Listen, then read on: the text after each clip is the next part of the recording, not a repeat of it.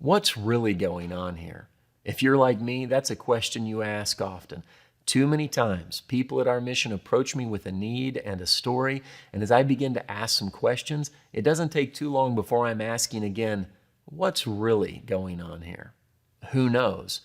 Well, that's the question we really have to answer. Who does know? The answer is someone who really knows that person. This is why it's vital to understand and practice the principle of affiliation.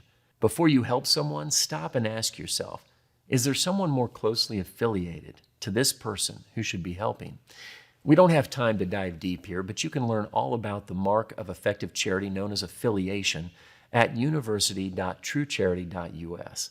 For now, I only want you to consider that when you or I jump into helping someone without finding out who might be more knowledgeable about the situation, who might have more responsibility to render help, we risk more than missing the mark of accurate charity. We might be inadvertently disrupting the right order of relationships that exist in any healthy society. This mark of affiliation is closely tied to a Catholic social teaching principle called subsidiarity. Subsidiarity is the idea that matters ought to be handled by the smallest, lowest, or least centralized competent authority. In other words, before a local mission steps in to help, has the person's immediate family? Before the government steps in, has the local mission? You get the idea. When larger, more centralized forms of help step in, rightful responsibility and better forms of charity can get pushed out. The tough part is that you and I don't readily see the disruption of those relationships. Because they're crowded out, they're out of sight and often out of mind.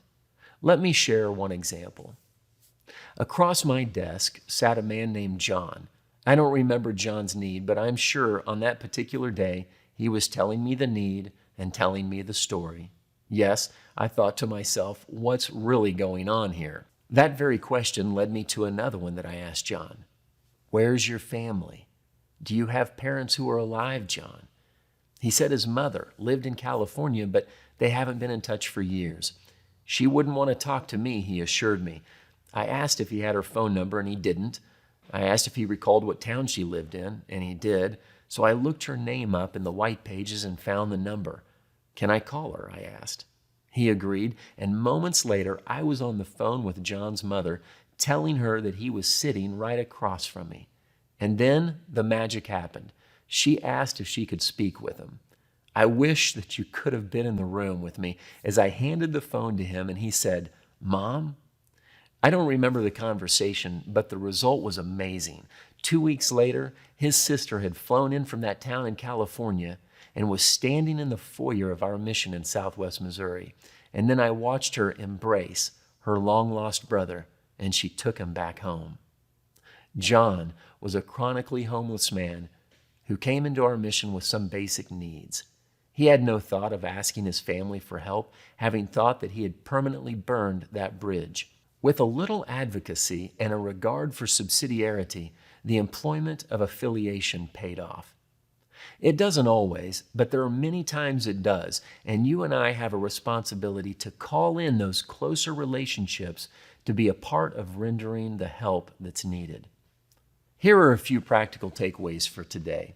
Number one, when you're engaging someone in need today, ask yourself that important question. Who's most closely affiliated with this person?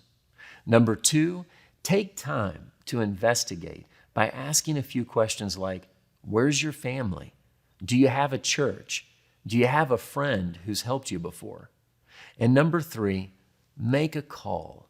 A simple phone call can help you understand more, and who knows, it might result in an amazing moment of reconciliation. Now let's go out there today and fight poverty and win.